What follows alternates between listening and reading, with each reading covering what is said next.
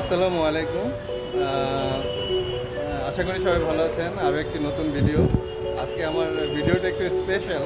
আমার খুবই close friend, classmate এবং একসাথে অনেক দিন আমাদের পথ চলা, হঠাৎ অনেক দিন দেখা হয় না অবশ্য। তার আজকে আমি এমন একটা শোরুমে আসছি কাকরাইলে, যেটা আমার খুব ক্লোজ ফ্রেন্ডের শোরুম এবং খুবই ব্র্যান্ডেড গাড়িগুলা এখানে, সুন্দর সুন্দর গাড়ি আছে আপনারা দেখতে পাচ্ছেন পিছনে।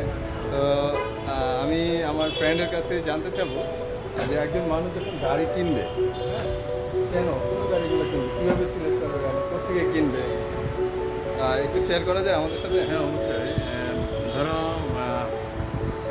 একজন গাড়ি কেউ একজন গাড়ি যদি পছন্দ করে, প্রথমে দেখবে এটা কী গাড়ি নেবে। মানে কি হাইব্রিড নেবে না নন হাইব্রিড নেবে। যদি হাইব্রিড নেয়, হাইব্রিডের টেকনোলজিগুলো বুঝতে হবে, যেমন ব্যাটারি হেলথ কেমন আছে, এটা কত মাইলেজ চলছে, অপশন গেট কত। এখন তো ধরেন অনলাইনে সব পাওয়া যায়, অনলাইনে সব এগুলো ভেরিফিকেশন করা যায়। ধরো অনেকে বলে যে 30,000, 40,000, 50,000 মাইলেজের গাড়ি অ্যাভেলেবেল, কিন্তু আসলে জাপানে 30,000, 40,000, 50,000 গাড়ি অ্যাভেলেবেল না। এগুলো পাওয়া যায় খুব লিমিটেড, বাট ম্যাক্সিমাম গাড়িগুলো দেখবে তুমি অনেক, মানে ধরো 1,00,000, 1,20,000, 30,000 এরকমের আশপাশেই চলে। তবে কম মাইলেজের গাড়ি পাওয়া যায়। অনেকে এই 1,00,000, 1,50,000 মাইলেজের গাড়িগুলোর অনেকে 40,000, 50,000, 60,000 করে রাখে। আসলে এরকমটা না। মাইলেজ 1,00,000 হোক, 1,20,000 হোক, গাড়িটা ফ্রেশ কিনা, গাড়িটা পয়েন্ট ঠিক আছে কিনা, গাড়িটার ভিতরে বাইরে কতটুকু ফ্রেশনেস, এগুলো দেখতে পারো। অপশনের মধ্যে যদি মনে করো যে কম মাইলেজের কেউ গাড়ি নিবে, কম মাইলেজেরগুলো কিন্তু ওই ওই দামের কারণে একটু, মাইলেজের কারণে একটু দাম বেশি হয়।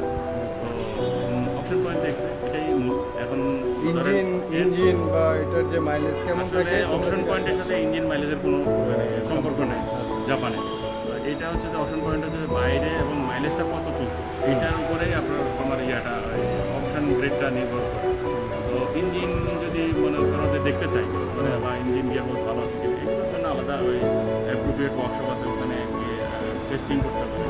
তো কাস্টমার যদি এগুলোই চিন্তা ভাবনা করে সবগুলো দেখে যে না, আমি এটা অপশন পয়েন্ট দিয়ে নিছি 50-40,000 মাইলেজ, তখন তার এটা টেস্ট করার দরকার পড়ে না। যখনই মনে করে যে 1,00,000 উপরে চলে গেছে বা মাইলেজ একটু বেশি, তখন একটু টেস্ট করে নিলে তখন এটার কন্ডিশন বা পার্টি কন্ডিশনগুলো তখন ইয়া করা যায়। আর কিছু গাড়ি আছে যেগুলো পয়েন্ট থাকে না, আর পয়েন্ট তোমার আর অথবা অ্যাক্সিডেন্ট, এই গাড়িগুলো বেশি মূলত টেস্ট করে নিতে হয়। এগুলো দিক বিবেচনা দিকে এই কয়েকটা দিক বিবেচনা করতে আচ্ছা, আসলে আমরা জানতে পারলাম যে গাড়ি আসলে কিভাবে আসে বাংলাদেশে, কিভাবে কোথেকে গাড়ি নেবেন। এটা অ্যাকচুয়ালি আমার খুবই ক্লোজ ফ্রেন্ডের দোকান। তো এটার মাধ্যমে দেখতে পাচ্ছেন খুবই সুন্দর সুন্দর গাড়ি। তো এটা হলো কাকরাইল। ঠিকানাটা কি ধরুন? এটা ঠিকানা যদি এইটা কাকরাইল বিএনপি অফিসের এক বিল্ডিং করে হোটেল মিডওয়ের নিচে 30 নয় অ্যাপার্টমেন্ট। আচ্ছা, আমি যদি সরাসরি চিনতে চাই, ভিআইপি টাওয়ার আছে, ভিআইপি টাওয়ার উল্টো সাইডে, অথবা এদিকে ভিক্টোর হোটেলের নিচে, এখানেই আমাদের 30 নয়।